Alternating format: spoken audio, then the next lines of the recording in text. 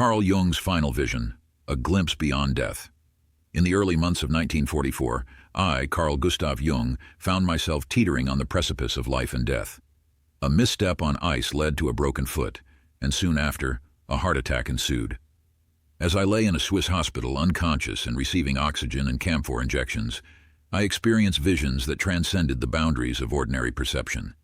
These were not mere hallucinations, but profound encounters that offered a glimpse into the eternal. I found myself high above the earth, approximately 1,000 miles in space. Below me, the globe was bathed in a gloriously blue light. I could see the deep blue sea, the continents, and specific regions like Ceylon and the subcontinent of India. The Earth's outlines shone with a silvery gleam, and in some places it appeared colored or spotted dark green, reminiscent of oxidized silver. The sight was the most glorious I had ever seen. As I turned my gaze, I noticed a tremendous dark block of stone floating in space, akin to a meteorite. It resembled the tawny granite blocks I had seen on the coast of the Gulf of Bengal, some of which had been hollowed out into temples. This particular stone had an entrance leading into a small antechamber. To the right of the entrance, a black Hindu sat silently in lotus posture upon a stone bench, wearing a white gown. I knew he expected me.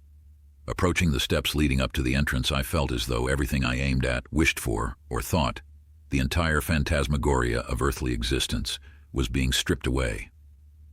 It was an extremely painful process, yet something remained. It was as if I now carried with me everything I had ever experienced or done. I consisted of all that. I was my own history. This realization brought a feeling of extreme poverty, but also gratefulness. There was nothing I wanted or desired. I existed in an objective form, being what I had been and lived.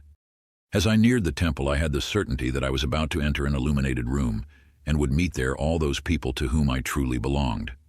I would finally understand what historical nexus I or my life fitted into, what had been before me, why I had come into being, and where my life was flowing.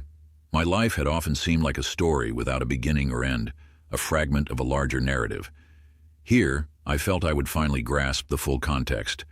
However, just as I was about to enter, a messenger appeared, summoning me back to the world. I was told there was a protest against my going away, and that I had no right to leave the earth.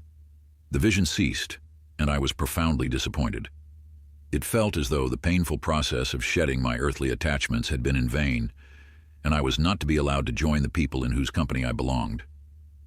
Upon returning to consciousness, I experienced a deep sense of loss and disorientation. The world seemed like a prison, and I was reluctant to re-engage with life. Yet this near-death experience left an indelible mark on me. It affirmed the reality of the soul and the existence of a realm beyond our physical world. It underscored the importance of understanding one's own destiny and the interconnectedness of all life. This glimpse beyond death was not just a personal revelation, but a profound insight into the nature of existence. It reinforced my belief in the collective unconscious and the archetypes that shape our experiences. It reminded me that death is not an end, but a transition, a return to a greater whole. And it emphasized that our earthly lives, with all their struggles and joys, are integral parts of a much larger eternal journey